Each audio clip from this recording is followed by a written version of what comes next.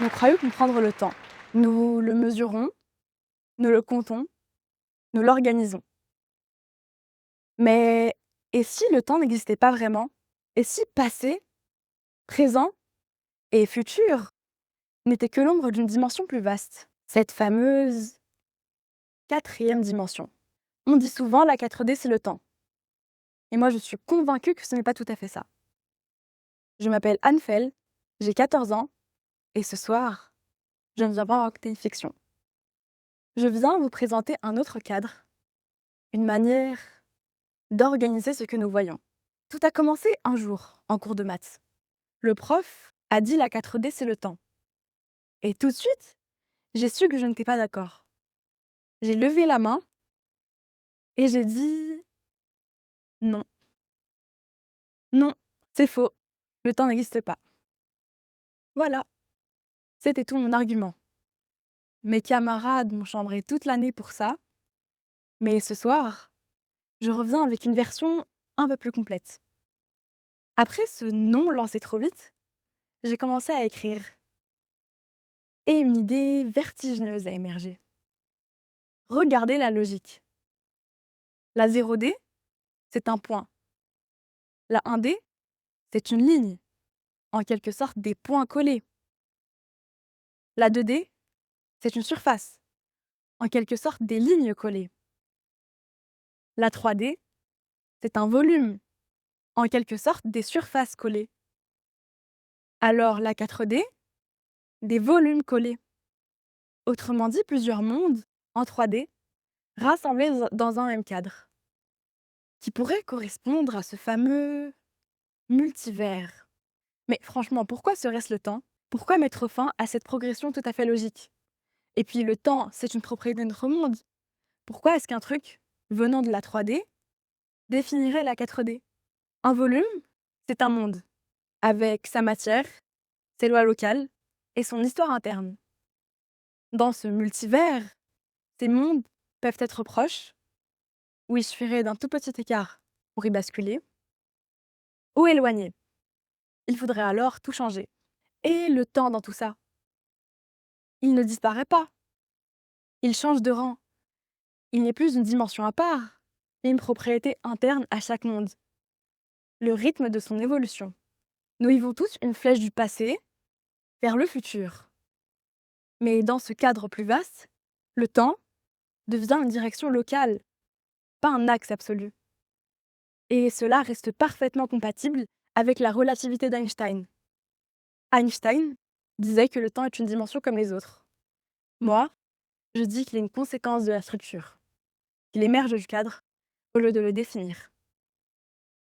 Concrètement, imaginez un arbre. À chaque instant, des embranchements se créent. Sur une branche, je dis cette phrase, sur une autre, je me tais. La suite diverge. D'autres mots, d'autres gestes, d'autres rencontres. Rien de mystique, ce sont là des branches cohérentes d'une même arborescence. J'appelle 1 microseconde un instant infiniment petit, infiniment divisible et infiniment fractal. Et à cette échelle, plusieurs issues sont possibles. Une infinité même. Cela rejoint une idée de la mécanique quantique. Selon Everett, les possibilités ne s'effacent pas. Elles persistent sur d'autres branches. Mes mots simples, mesurer, c'est tomber sur une branche.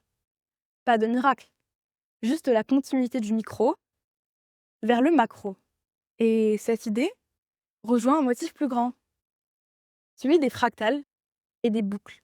Dans la nature, beaucoup de choses avancent en cercle. Les saisons, les battements de cœur, les cycles, les ondes, etc. Nos pensées aussi semblent souvent comme revenir au même point. Pas pour tourner en rond, mais pour approfondir. Cette logique de retour existe aussi en mathématiques. Les itérations de suite, la symétrie des rotations, les fractales et le cercle. Peut-être que si le cercle est si central en maths, c'est parce que la réalité elle-même aime les boucles. Des motifs qui se répètent, se transforment et se reflètent à l'infini. Dans ce sens, le temps est fractal. Chaque instant contient le tout, comme une miniature du monde. Mon cadre est cousin de la théorie du chaos. De petits écarts peuvent changer toute la suite. Mais ici, ces écarts deviennent des branches réelles du réel. Le chaos n'est pas un désordre. C'est une structure sensible où chaque choix, chaque vibration, chaque infime microseconde qui passe engendre une nouvelle trajectoire. Mon cadre a plusieurs conséquences. Tout d'abord, les paradoxes du temps se dégonflent. Changer le passé ne réécrit pas votre monde. Cela vous place simplement sur une autre branche. La flèche du temps reste vraie, mais elle devient locale à chaque monde. Nous n'avons plus besoin de la quatrième dimension pour la justifier. Elle émerge naturellement de la structure. Et les questions de physique deviennent plus lisibles. Pourquoi ces constantes? Parce que nous observons le monde où elles permettent notre présence. Pourquoi un seul Big Bang? Peut-être qu'il n'est qu'un événement local, dans un ensemble beaucoup plus vaste. Je ne prétends pas prouver quoi que ce soit. Je dis simplement, cette théorie est simple, cohérente et logique.